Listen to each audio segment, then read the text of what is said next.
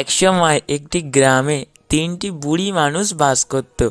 তাদের মধ্যে একজনের নাম ছিল শ্যামা, তাদের মধ্যে আরেকটি বুড়ির নাম ছিল রমা, আর অন্য একটি বুড়ির নাম ছিল পমা।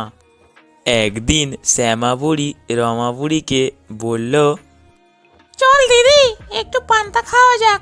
অনেকদিন ধরে পান্তা খাওয়া হয়নি, পান্তা খেতে আমার খুবই ভালো লাগে। তার কথা শুনে তখন রমা বুড়ি তাকে বলল, পান্তা তো সব কাল রাতে চড়ে এসে খেয়ে গেছে, তুই এবার কি খাবি? ওই চটটার কিছু একটা ব্যবস্থা করতে হবে, বুঝলি? না হলে যে আর আমাদের পান্তা খাওয়াই হবে না। আগে কিছু একটা ব্যবস্থা করতে হবে, বুঝলি? আজ রাত্রে আমরা সবাই জেগে বসে থাকবো, ও কি করে খায় দেখি। তারা দুজন এই কথা আলোচনা করলেও কি হবে, তারা কিন্তু ছিল খুব অলস।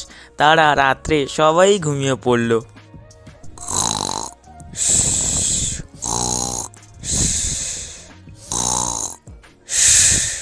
এবং তাদের হাঁড়িতে যতই পান্তা ছিল সবই চোর এসে খেয়ে ফাঁকা করে দিল।